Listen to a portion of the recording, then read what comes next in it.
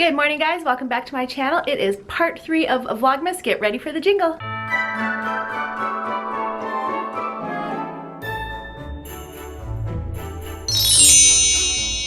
So we have a lot of fun things coming up in this episode for you. We have a little bit of gingerbread house making, decorating, which is actually one of my favorite things to do. And now that the kids are getting older, it's actually really good competition as well. Everybody's super competitive and they do such a great job. So those turned out really good. I'll be showing you those soon. We also have a choir concert that we went to that I'm going to insert some footage for. That one I can't actually film inside, so I just kind of show you the inside of the thing, but I can't film the entire concert, but I did get just a little bit of footage for you. Oh, and I have a sneak peek for the upcoming 2023 cross-stitch series. I'm going to show you how I finished it, which is also going to show you what they are going to look like. So stay tuned for all of that coming up, but for now, let's go ahead and get started with our day. Who's a good boy? Want to go on a walk?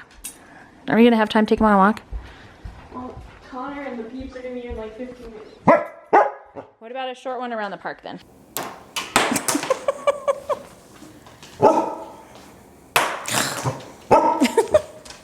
Where'd it go? Uh-oh, it might have gone under the refrigerator. Doesn't look good.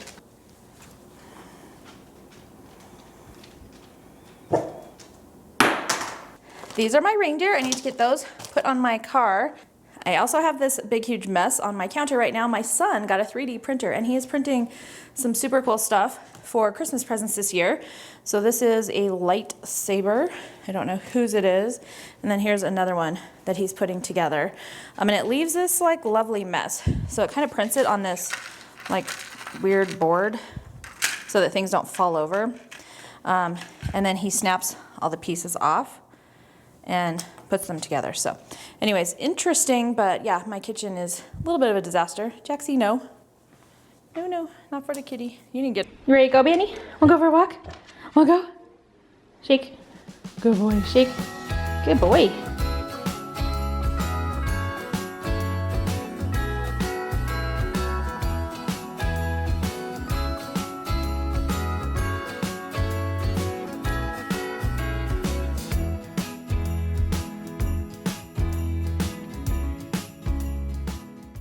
So I filmed this video a little bit ago and I still wanted to share it with you because I am getting ready to wind yarn for a new project called the Winter Wonderland MCAL.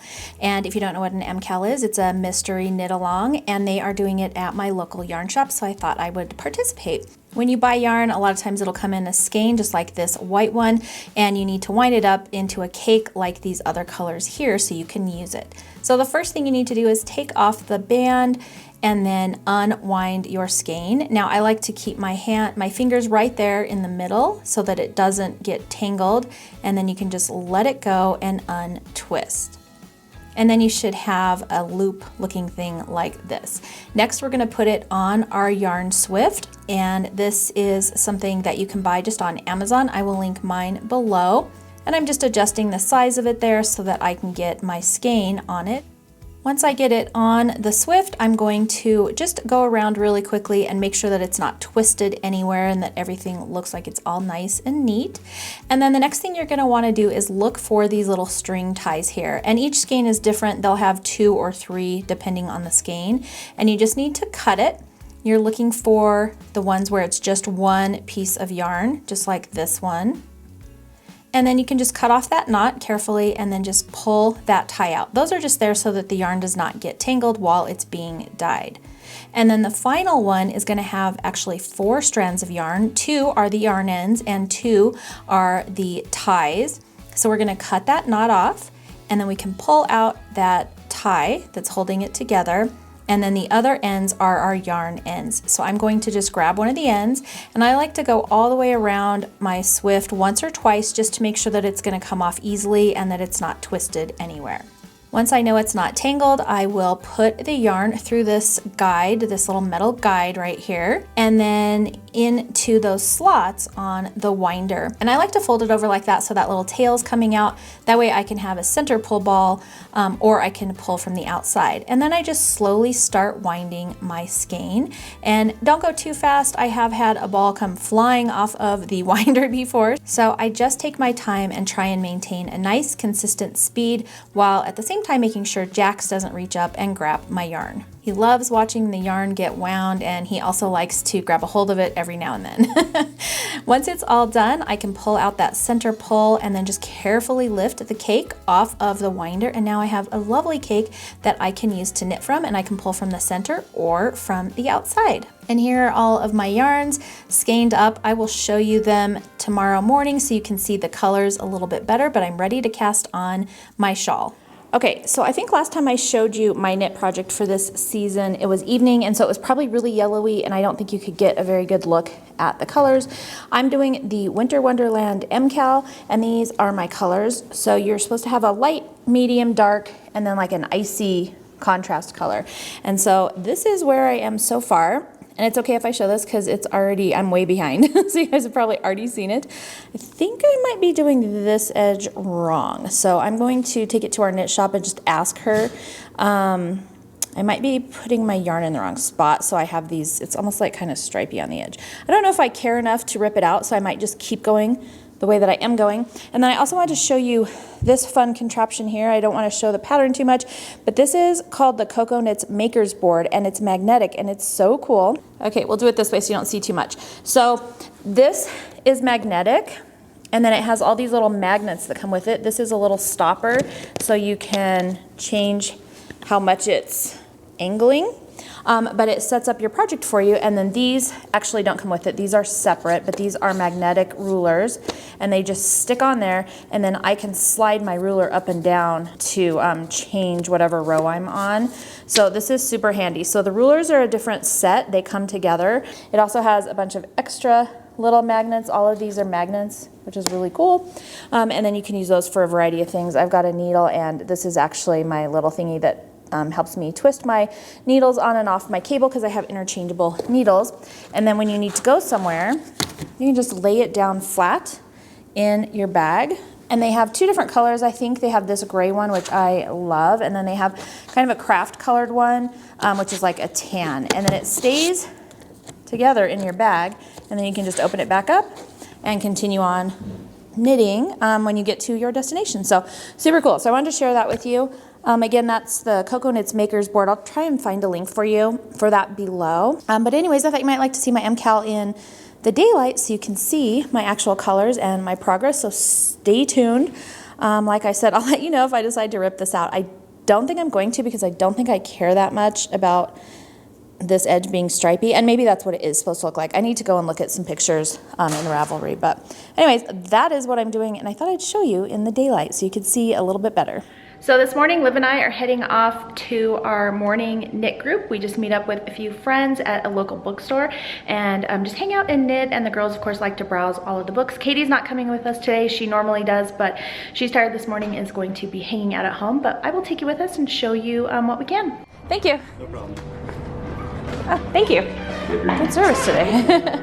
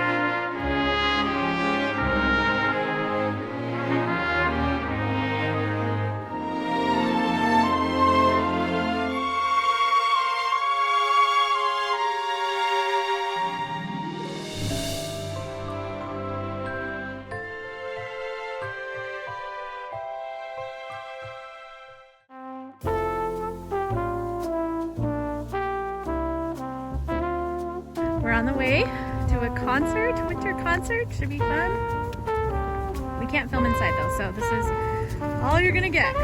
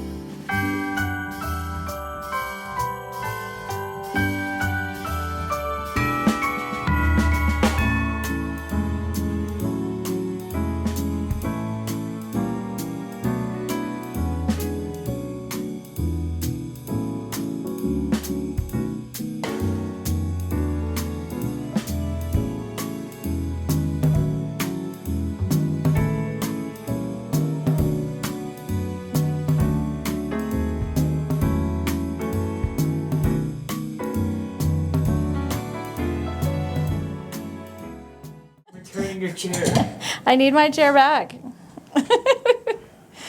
Thank you.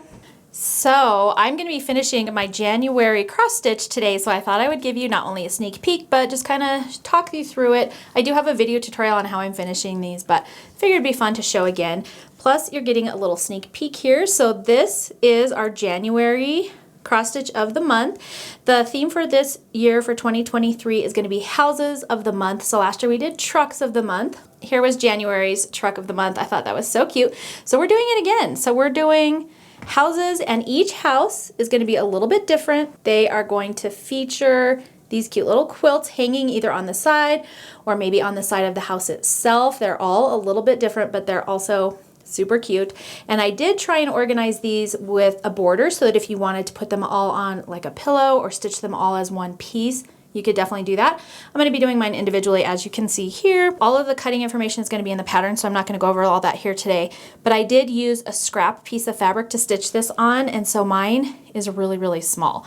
So have a little bit more fabric around the outside of yours than I am going to have right here, but I am going to try and make it work. So this board on the back is just called Sticky Board. This is also in my tutorial, and it's a peel and stick board. You can find it at Hobby Lobby and places like that. But you would really just peel this backing off, and then it's sticky, and then you can stick your stitching to it. You could also put a piece of batting on here so your stitching is a little bit puffier. Since I am working with such short overage, I am not going to be able to do the batting. I might try it on my next piece. And then you'll need a fun piece of fabric that matches and another larger piece of that sticky board, but we are going to be using our glue gun to put that on. The only other things that you're going to need, I am using an old rotary blade to cut these pieces. These are 1/8 by 1 inch washers, and they just look like this, and I'm going to be gluing these to the back of my piece, so I'm going to use 2 of those. And then I'm also just using these round dot magnets, and you can get these also at your local like Home Depot. You can also get them on Amazon as well, and I'll try and link some below. And I'm going to be using 2 of those. And then you might want to have something fun to put this on. You can just leave them and, you know, set them somewhere fun in your house, but I always like to put it on something fun. So I found this at Hobby Lobby. It was in their wall decor section. And then here's all of the information on there. You can screenshot this if you want to try and find the same one. I got this a few months ago, so I don't know if they still have it, but it's just this cute little kind of cutting board. I'm not sure if I'm going to leave it like this. I actually have some Annie Sloan chalk paint. I might be repainting this. I think it's really cute as it is, so we'll see what it looks like on there. But this design might be too much in my background. If that's the case, I will take off this little tie and just chalk paint it so that it matches a little bit better. But I wanted to show you that because that's really cute. The other thing that can be handy is an acrylic ruler, and I just use that to cut my pieces. So I just put them right on there and just cut. These aren't the exact sizes, those are my leftovers. So I'm going to speed this part up so you don't have to watch me do this whole thing. But like I said, I do have a full in-depth tutorial on how I finish these pieces. But basically I start out by putting a dot of glue on each corner and folding up those corners. And then I'm going to run a thin bead along the sides and fold down the sides. And I just do my best to get it to fit nice and tight and just make sure that my fabric is pulled nice and evenly on all 4 sides. I'm going to repeat that same process with the larger backing piece and fabric, and just make sure that everything is nice and secure. This process actually goes really easily. Everything stays put nicely, and the hot glue gun just makes it super fast. Now, as you'll notice, my fabric piece, the backing is a little bit unfinished looking. I don't actually care because I'm putting it on that little cutting board. However, if you were going to be gifting it, you might want to finish the backing a little bit better. There's a couple different options. You could just finish 2 sticky boards the exact same size and then place them, with the wrong sides together so that they are looking more finished. You could also put a piece of felt over the back just to cover up all those raw edges. So I also decided to put a little bit of rickrack on the edge of my piece just to give it a little bit of a decorative border. I should have used something a little bit thicker. This is only about a 1/4 inch thick rickrack, and so I'm really having to be careful to make sure that it's sticking out from the edge there so that you can actually see it once I turn my piece over. I think a 1/2 inch rickrack probably would have been a better choice. Once I have my rickrack on, I'm just going to add a bunch of hot glue to the back of my piece, center it on that backing sticky board, and just make sure it all looks nice and even, and then we're all done. Now the last part is to put on the washers and magnets, and so I'm going to go ahead and just glue a little bit of glue on each of the back of the washers and just place them on. I'm also just touching up those corners a little bit. Then I'm going to stick the magnets onto the washers, add a little bit of glue, center them, and place them down where I want. Once the hot glue is dry on the magnets, I can remove the January piece and swap it out for any other month. And then I don't have to purchase a backing piece for each month. I can just reuse this cutting board every time a new month rolls around. I will have a video coming soon showing this cross-stitch piece in detail, as well as the quilty version. And you can get both the stitchy and quilty patterns in my store already at store.confessionsofahomeschooler.com. Alright guys, that's going to be it for Vlogmas Part 3. I hope you've enjoyed today's video and that you are all having a fun, festive holiday season. Thanks for hanging out with us, and I will see you in the next video.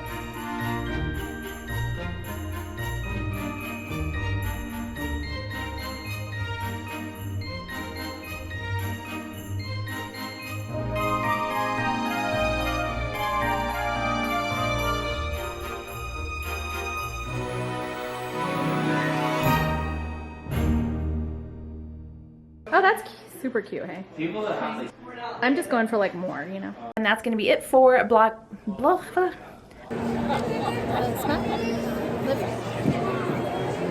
You're super simple,